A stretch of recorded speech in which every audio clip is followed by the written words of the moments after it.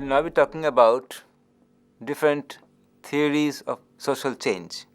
Changes which had started coming in from the Renaissance of the 12th to 13th centuries, went through the development of trade and commerce in 15th and 16th and early 17th centuries, and given a totally new direction, a totally unthinkable impetus at the beginning of what he called the Industrial Revolution in the middle of 18th century.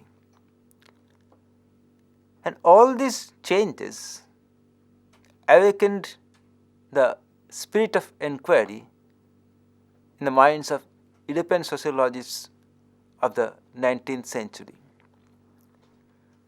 They all thought change to be inevitable. So they were not much into theorizing about change as such. They are not trying to understand why and how changes are taking place, but rather they bent on giving us a philosophical interpretation of the historical development of changing society. Each had his own philosophical interpretation. They are more into some kind of a narrative rather than into some kind of a theory. But still hidden within such narratives lay important theoretical insights which are relevant even today. And that's why, as we are now have completed the first decade of the 21st century, we still find such theorists of social change relevant for a discussion of or about social change as such. Tom Baltimore, one of the most perceptive sociologists of the present times, had remarked about these theorists of social change of 19th century Europe that they all recognized the particular significance of the changes which occurred in Europe from 17th century and which subsequently influenced the social life of mankind throughout the world, the development of modern science and industry.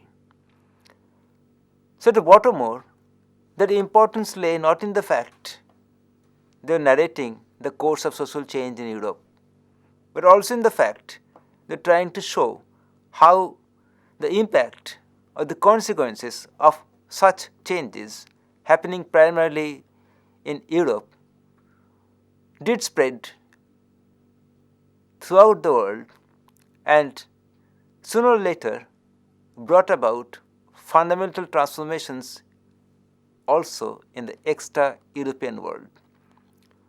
And that was their most important contribution. Starting from Europe, they are trying to explain how changes came about throughout the world. Now these theories can broadly be divided into two categories: linear theories and cyclical theories. The terms themselves, linear and cyclical, do tell us something about the nature of such theories, even before we go into the details of them. The linear, of course, believed in some kind of a progression from stage 1 to the final stage, some kind of a journey over time, some kind of stepping one step at a time towards a final goal, and this followed a movement towards a final goal, no backing, no turning back, no deviating, and that's why it has been labeled as a linear theory of social change. Among those who contributed to the linear theory were foremost thinkers of the 19th and early 20th century, August Comte, Karl Marx, Herbert Spencer and L.T.Hobhouse are the most important ones of them. We'll try to consider them. We'll try to consider their views separately but shortly, in a brief manner, one by one. Let's start with the French philosopher Auguste Comte. The spelling C-O-M-T-E. Auguste Comte lived between 1798 and 1857. The time does tell us a story. 1798 comes just after 1789, the French Revolution. And as Comte was growing up in post-revolutionary France, he found enough of disorder all around him to disturb his intellectual mind. He was concerned with the fact that though there are new ideas, though the monarchy had been replaced, the people have come to power, though some kind of a rudimentary republic is in place, there is all by themselves, these are all very important changes. Freedom has come, the slogans liberty, equality and fraternity have become the buzzword. But in the face of so much of material and cultural poverty, and there was no institution to organize, to absorb, to accommodate, to institutionalize, to give a orderly shape to the new ideas coming up very fast in society. And the result was some kind of a social chaos. And that disturbed Auguste Comte. Now Comte believed that following the developments of the pre-revolutionary France, revolution itself and the post-revolutionary France, Comte came to believe that social change is always the outcome of intellectual development.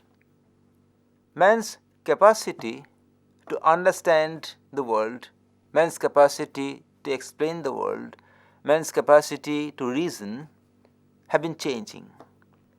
And to put it shortly, Comte believed in three stages of development in which man's intellectual world has been transformed from theological state to the metaphysical state and finally to the positive stage.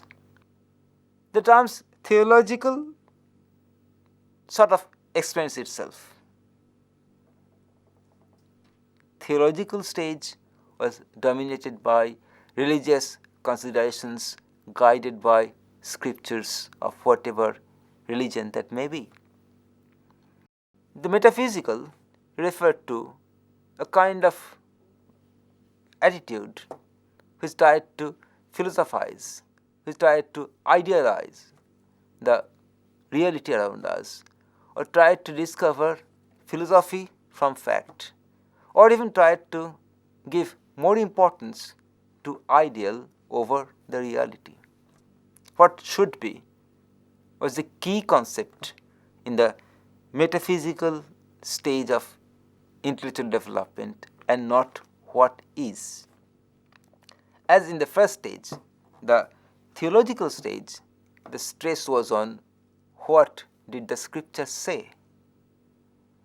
The stress was on the Lord's reason, the Lord's rule, the divine law, something like that. The positive means a state of mind trained by science. Positive means a stress on what is the reality. Positive means a moving down from the idealistic world of what should be into the ground level of what is. That's empiricism, finding reality in facts. Now, these developments from theological to metaphysical to positive was paralleled by a development of altruism in human mind. This development of morality in human mind. Some kind of development from savagery to civilization. People are becoming more and more reason guided, not faith directed but reason guided. And the world became a rational world. Comte was witnessing the birth of that rational world in the post-revolutionary France and post-industrial revolution Europe. But Comte was perhaps too optimistic about the rationality of human beings, about the important place assigned to reason in running of the entire society, because often unreason rather than reason, passion rather than cool and collected empirical ideas rule the time. So it's not always that. It's not always that in the stage of positive, in the final stage of positivism, everything will be reason guided, as Comte so hopefully believed. So there will be an important role, and there is actually an important role played by emotion, passion, and unreason, which sometimes surpass the role played by reason, which might contradict Comte to some extent. But Comte was otherwise near the truth when he tried to delineate the course of development of human history from theological, metaphysical to the positive stage of development. From Comte, we travel to Herbert Spencer. Herbert Spencer was a British thinker, and his lifespan was from 1820 to 1903. Spencer believed in evolution. And around the time, Spencer was just following the footsteps of another important intellectual personality of the time, Charles Darwin, the father of the evolutionary theory. And Spencer was every bit of an empiricist. We'll get the idea if we just listen to what he was trying to tell us. I quote Spencer. The thing it really concerns us to know is the natural history of society. We want all the facts which help us to understand how a nation has grown and organized itself. So his stress was only and solely on facts, and that's empiricism. His stress was not on belief or faith. And he spelled out the various aspects of fact which one has to collect if one wanted to know about social change, if wanted to explain the course of social change European societies were witnessing or going through at that point of time. Facts related to local as well as central government, facts related to church organizations, facts related to the system of classes, the family system, the economic system, the means of communication, the nature of art and culture, facts throughout the society, facts revealing everything about the society of the time, and such facts should be arranged in logical manner, to show that society was evolving just as animal organisms, according to Charles Darwin, evolved from the most simple, most primitive single cell amoeba to the highly complex multiple cell human beings. So according to Spencer, society too developed in that manner, from most simple, most primitive to the most complex state in which Europe found itself in Spencer's time.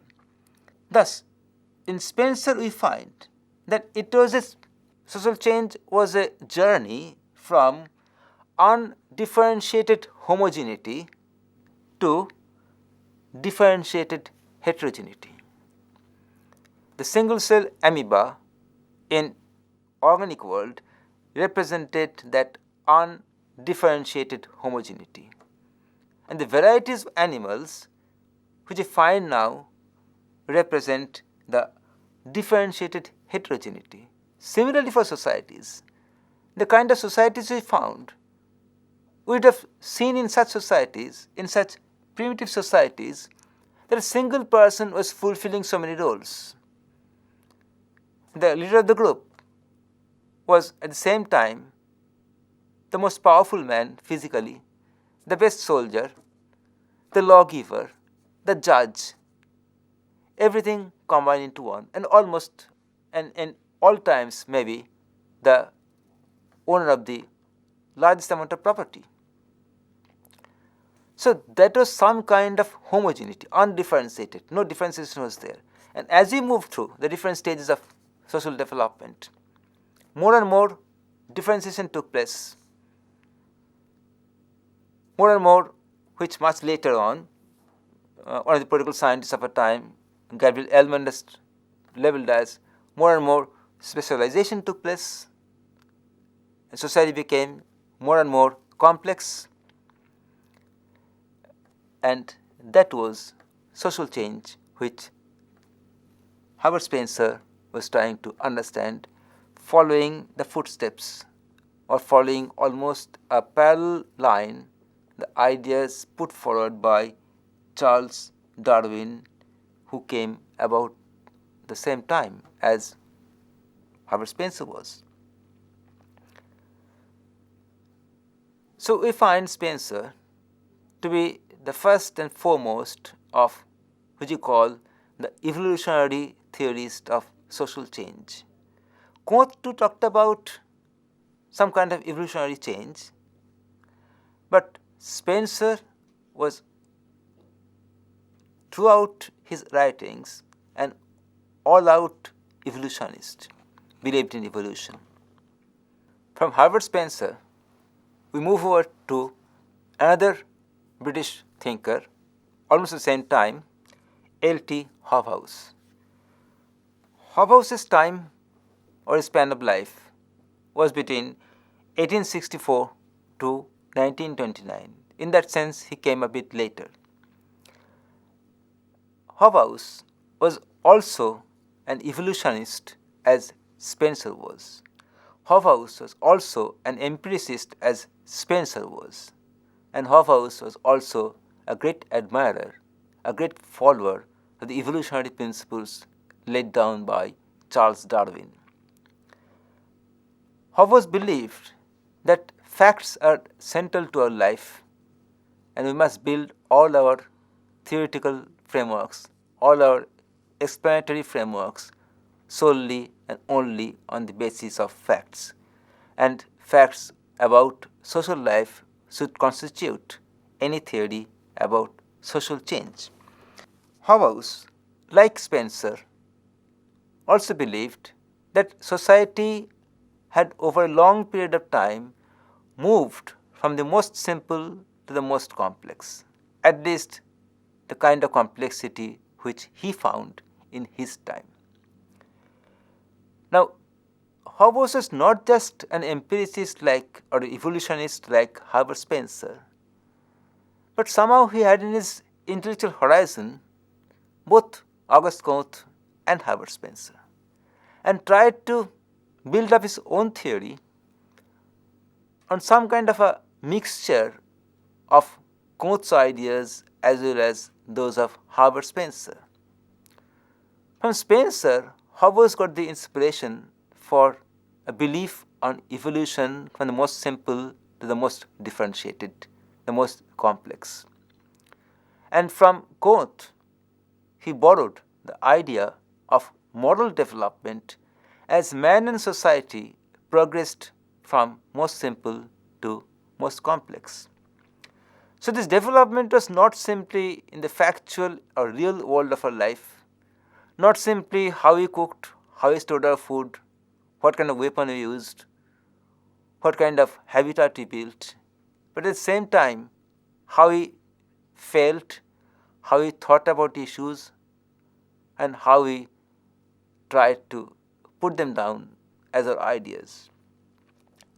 In a word, both moral and intellectual development as well as material development over a long period of time, from simple to the complex, from primitive to the modern, constituted the core of Hobhouse's ideas of social change or social development. Hobhouse differentiated 5 stages of social development, starting from pre-literate societies at the first stage and coming finally to the modern society infused with scientific and technological ideas. The we who belong to 21st century would perhaps believe 19th century to be some kind of a primitive society, and we are much more modern, much more advanced as far as our life, our thoughts are concerned. But Spencer, Comte and Hobhouse, they are all dealing with the societies in which they lived and wrote. And there, Hobhouse found in both Comte and Spencer good and very usable explanatory variables. From Comte, he took the idea of moral development of man, intellectual development of man as mankind progressed through time. From Spencer, he took the idea that we should concentrate on empirically observable, empirically verifiable facts of life, facts which change over time, and fuse them together, moral development as well as material progress, fuse them together to show how society was progressing, society was following a linear path to more and more progress to the final stage which he thought to be his society was representing.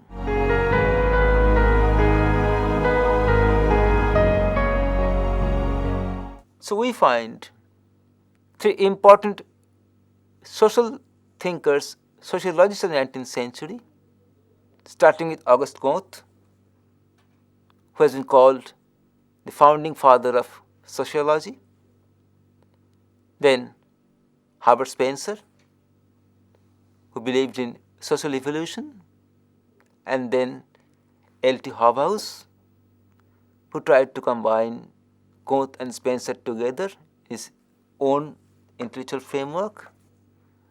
3 important thinkers, each one in their own ways trying to narrate the course of changes which European societies were undergoing since the day one of its civilization, and trying to find out how and why such changes are taking place. It's right that they were concerned with societies they lived in. It is right that their theories had a temporal limitation, also a spatial limitation. But we cannot question the relevance of ideas of Comte, Spencer and Hobhouse even when we try to understand our societies, even when we try to understand the progress we have made from the days of Comte, Spencer, Hobhouse and down to our present days.